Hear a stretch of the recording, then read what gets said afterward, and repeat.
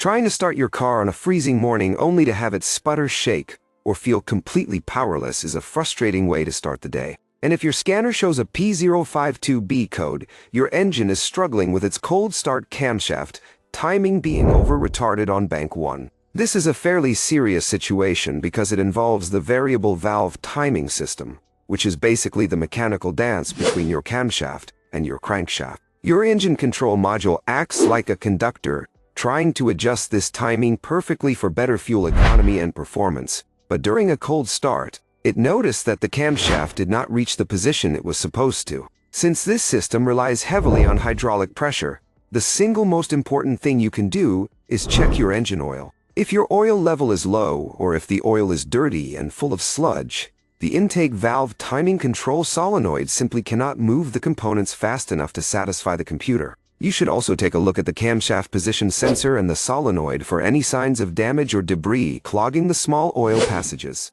Before you start worrying about expensive timing chain repairs, always check for technical service bulletins, because many manufacturers have released software updates for the engine control module to fix how it handles these cold start calibrations. Be extra careful with the wiring harnesses near the cylinder head, as they get very brittle over time from the heat and can easily crack when you try to unplug them for testing. If your oil is fresh and the sensors have the right voltage, but the code keeps coming back, you might be looking at a physical timing issue or a worn-out solenoid that needs replacing to get that smooth, cold start back.